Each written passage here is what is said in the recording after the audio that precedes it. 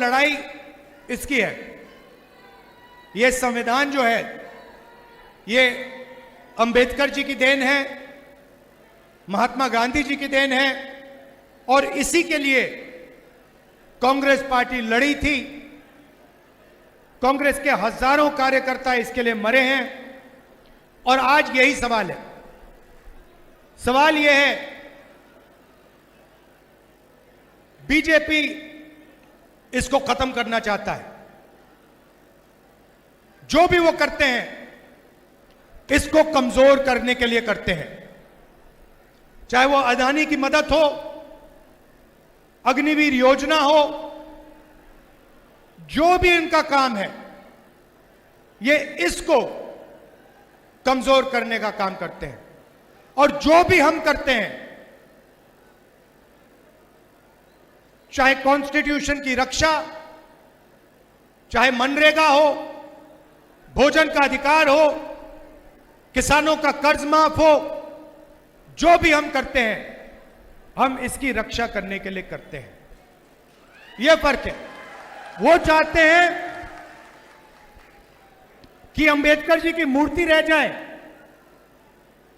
अंबेडकर जी की मूर्ति के सामने वो हाथ जोड़ते हैं, मगर फिर 24 घंटे जो अंबेडकर जी का सपना था उसको नष्ट करने में, खत्म करने में लगा देते।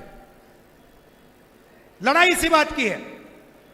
और आज मैं आपको यही बताने आया हूं कि राजनीतिक लड़ाई आज हिंदुस्तान में विचारधारा की लड़ाई है। यहां पे दो विचारधाराओं की लड़ाई है।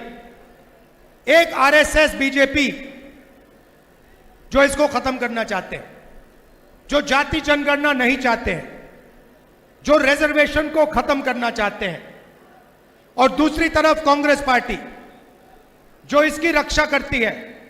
मर जाएगी मगर इसकी रक्षा करेगी। जिन्होंने आपको रिजर्वेशन दिया, जो रिजर्वेशन को 50% से आगे बढ़ाने का काम करने जा रही है, और जो जाति जनगणना का वायदा करी है और पूरा करेगी उस वायदे को। तो लड़ाई इन दोनों शक्तियों के बीच में है। और हरियाणा इस लड़ाई में, इस बड़े युद्ध में एक युद्ध है। अभी आपने मुझे जलेबी दी, कहां है जी, लाइए वो।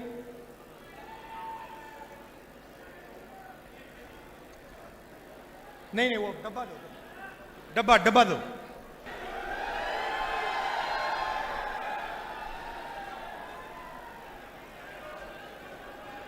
ये देखिए, ये इससे आपको पूरी हरियाणा की हालत पता लग जाएगी। सबसे पहले जैसे ही मैंने आज ये गाड़ी में जलेबी चखी, मैंने अपने बहन को सीधा मैसेज भेजा। मैंने कहा प्रियंका को जलेबी बहुत अच्छी लगती है। मुझे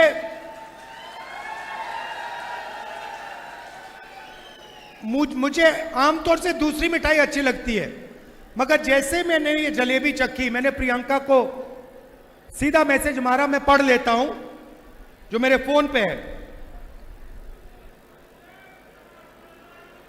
मैंने कहा, प्रियंका, आज मैंने अपनी लाइफ में सबसे अच्छी जलेबी खाई है। लिखा है यहां पे कि मैंने अपनी जिंदगी में सबसे अच्छी जलेबी आज खाई है।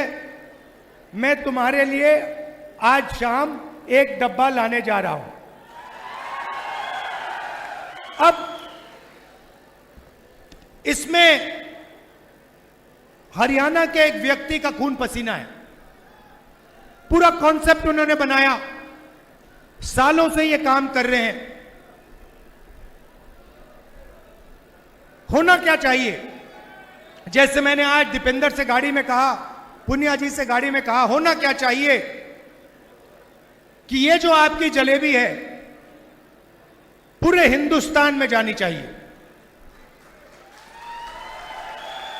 और उसके बाद बाकी देशों में, अमेरिका में, जापान में अलग अलग रूप लेते हुए इसको दूसरे दूसरे देशों में जाना चाहिए।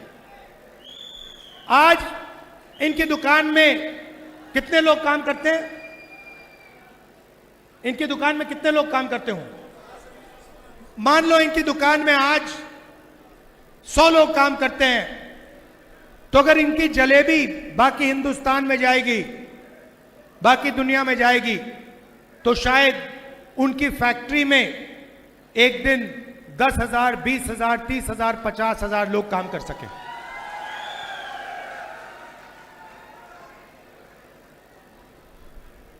मगर उनको नरेंद्र मोदी जी ने चक्रव्यूह में फंसा रखा है।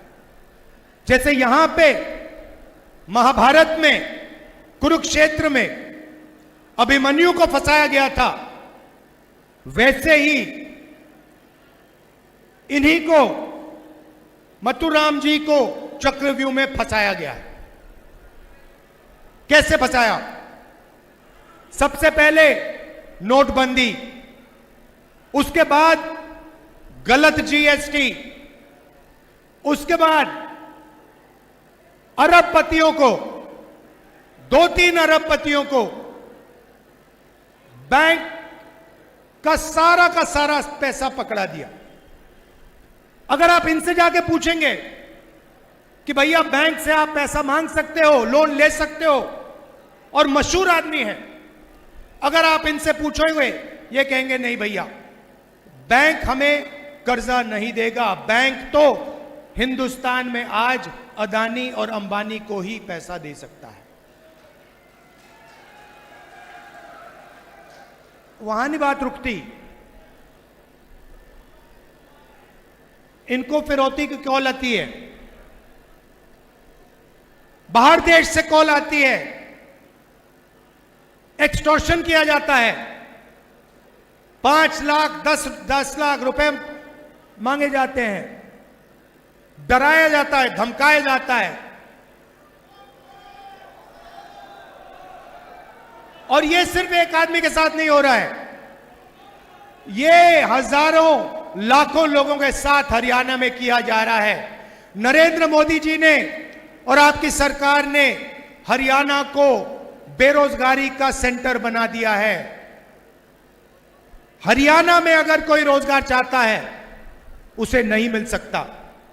मैं अभी गया, अमेरिका गया, डैलस गया, डैलस में हमें फोन कॉल आता है, कहते हैं राहुल जी हम आपसे मिलना चाहते हैं। कौन हो आप? हम हरियाणा के युवा हैं। सॉरी, मुझे अभी बताया गया मथुराम जी को 2 करोड़ रुपए की फिरौती की कॉल आई थी। तो डैलस गया, डैलस में मुझे कहते हैं भैया हम आपसे मिलना चाहते हैं। आप कौन हो? हम हरियाणा के युवा हैं। डैलस में क्या कर रहे हो?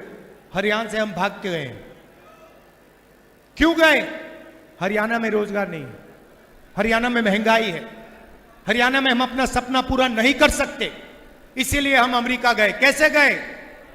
खेत बेचकर, 50 लाख रुपए देकर, कर्जा लेकर गए। कहां से गए? दिल्ली से इस्तांबुल, इस्तांबुल से कजाकिस्तान, कजाकिस्तान से साउथ अमेरिका, साउथ अमेरिका से सूरीनाम, सूरीनाम से पनामा, पनामा के जंगलों से निकलकर हम अमेरिका गए। अभी तक हमें नहीं मालूम कि हमें वापस भेजा जाएगा या नहीं। क्यों गए? करने को कुछ नहीं है। किस रेट पे आपने कर्जा लिया? 2 रुपए प्रति महीना। मैंने उनसे पूछा भाई बताओ, 30 लाख रुपए आपने दे दिए, 50 लाख रुपए आपने दे दिए अमेरिका जाने के लिए, हरियाणा में आपने छोटा सा बिजनेस क्यों नहीं खोला? हरियाणा में आपने दुकान क्यों नहीं खोली? हरियाणा में आपने छोटी फैक्ट्री क्यों नहीं खोली? उन्होंने मुझे कहा राहुल जी, हरियाणा में छोटी फैक्ट्री, छोटा बिजनेस सफल हो ही नहीं सकता, इसलिए हम अमेरिका गए हैं। उसके बाद कहते हैं राहुल जी एक काम कीजिए हमारे लिए। मैंने कहा क्या? कहते हैं राहुल जी हम अपने परिवार से नहीं मिल सकते, 10 साल के लिए हम अमेरिका में फंसे हैं, अगर हमारे पिता की मृत्यु होती है, माता जी की मृत्यु होती है, हम अंतिम संस्कार तक नहीं करवा सकते, हमें वीडियो फोन पर अपने पिता माता का अंतिम संस्कार करना पड़ता है। सच्चाई है, यह हालत है हरियाणा की। राहुल जी आप जाइए, हमारे परिवारों से मिलिए और उन्हें कहिए कि हम ठीक हैं। मैंने, आप पीछे नहीं हटते और आपने, अंबेडकर जी, गांधी जी और आपने देश को यह कॉन्स्टिट्यूशन दिया है और इसकी रक्षा करनी है। आप सबका दिल से बहुत बहुत धन्यवाद। नमस्कार, जय हिंद।